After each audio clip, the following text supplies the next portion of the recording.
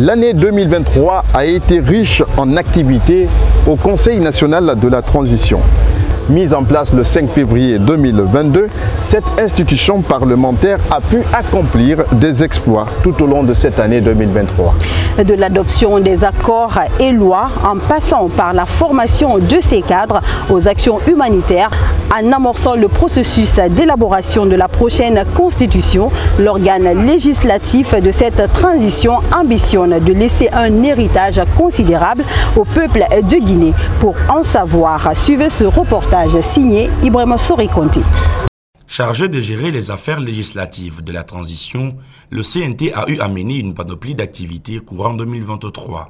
D'importants accords de loi ont été examinés puis adoptés par les conseillers nationaux au cours des différentes plénières à l'hémicycle du Palais du Peuple, notamment le financement du projet PAYEG dans le domaine de l'électricité signé entre la Guinée et la BAD pour un montant de 21 630 000 $ US, le projet de loi portant contenu local pour la modification de certaines dispositions au Code de procédure pénale, la Convention mondiale sur la reconnaissance des qualifications relatives à l'enseignement supérieur initiée par l'UNESCO dans le domaine de l'éducation, l'accord de financement de la deuxième phase du projet d'appui à la gouvernance locale, PAGI, conclu le 12 avril 2023 entre la Guinée et la Banque mondiale à travers IDA. Sa principale mission étant l'élaboration d'une nouvelle constitution, le Conseil national de la transition a donc décidé de faire participer toutes les composantes de la nation à cet exercice crucial pour l'avenir du pays. Partis politiques, acteurs de la société civile, institutions républicaines,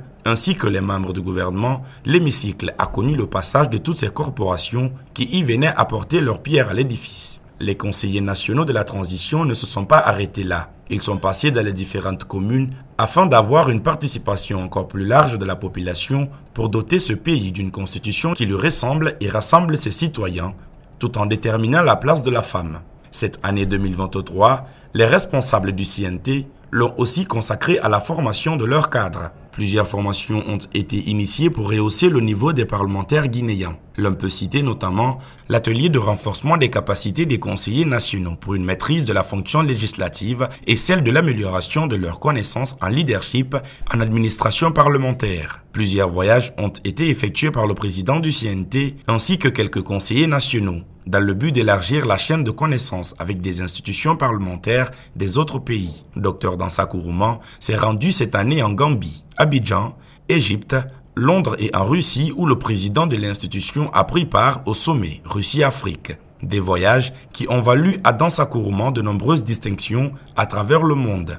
La Guinée a aussi accueilli les organes législatifs de la transition du Mali, du Niger, du Tchad et du Burkina. L'occasion de fortifier les liens de collaboration entre ces différents États. Des rapports qui ont débouché quelques mois plus tard à l'organisation du Grand Soumou dans la salle des congrès. Le volet humanitaire et social n'a pas été laissé pour compte par la représentation nationale. Des dons ont été faits dans des orphelinats à Conakry et à l'intérieur du pays. Un esprit sain dans un corps sain. Conscient de cela, le président du Conseil national de la transition a aussi mis en place des journées citoyennes et sportives chaque mois pour permettre aux conseillers nationaux et les membres du gouvernement ainsi qu'à la population de venir s'exercer afin de se relaxer et libérer le cerveau qui en a tant besoin. Dernièrement, les conseillers nationaux de la transition ont accéléré l'examen et l'adoption du projet de loi de finances initiale pour l'année 2024 afin de soulager l'économie guinéenne qui est de nos jours endommagée depuis l'explosion du dépôt des hydrocarbures à Kaloum. 2023 s'en va, ouvrant la porte à 2024, une année